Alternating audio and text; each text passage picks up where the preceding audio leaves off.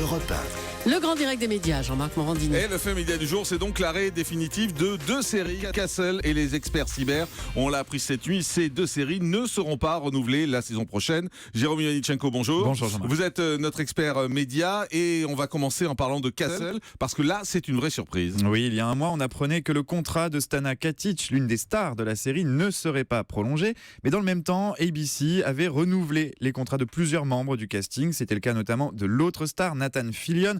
Tous les espoirs étaient donc permis et ils ont été balayés cette nuit. Non, il n'y aura pas de saison 9 de Castle.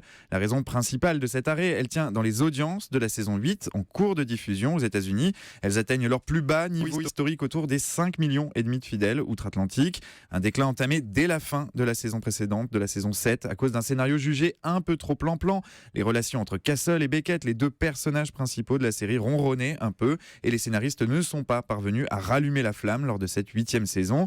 Finalement, Castle tirera sa révérence dans les prochains jours avec un ultime épisode qui viendra refermer les aventures de ce couple mythique dans le monde des séries. Les scénaristes avaient prévu le coup. Ils avaient tourné 2 versions de ce dernier épisode de la saison 8. Un épisode qui permettait de laisser une porte ouverte, de laisser penser qu'il y aurait une saison 9 et puis un épisode avec une fin beaucoup plus radicale qui mettrait un terme définitif à la série. C'est donc celui-là que les téléspectateurs américains découvriront lundi soir sur ABC.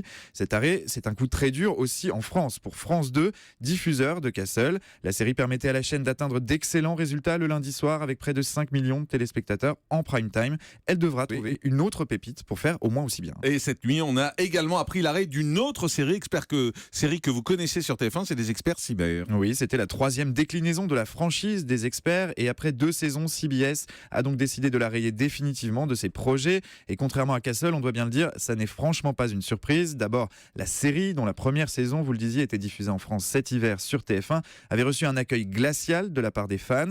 Au niveau du casting, ça coinçait aussi. Au début de l'année, on avait appris que Ted Danson, un des acteurs principaux de la série qui était venu en renfort lors de la saison 2, ne remplirait pas pour une 3e saison. C'était déjà un signe de la mauvaise santé de ce spin-off. Enfin, en cours de diffusion aux États-Unis, CBS avait aussi décidé de changer la case de la série, passant du dimanche soir au mercredi soir, d'une case très exposée à une case beaucoup plus confidentielle. Un signe que CBS ne croyait plus beaucoup dans les experts cyber, un signe que le network confirme ce matin de la manière la plus claire. Ouais, et puis il faut le dire également, c'est la fin d'une franchise culte pour les fans de la série. Oui, si peu de fans pleureront la fin des experts cyber, cet arrêt marque tout de même un coup de tonnerre dans le milieu des séries. C'est la fin d'une franchise mythique, après 15 saisons des experts, après 10 saisons des experts Miami, 9 saisons des experts Manhattan et donc 2 saisons des experts cyber. C'est le clap de fin d'une franchise qui aura offert aux téléspectateurs pas moins de 795 épisodes. Les spécialistes de la police scientifique remballent leur attirail, mais ce matin, ce sont les fans qui sortent leur mouchoir. Merci beaucoup Jérôme Ioannitchenko.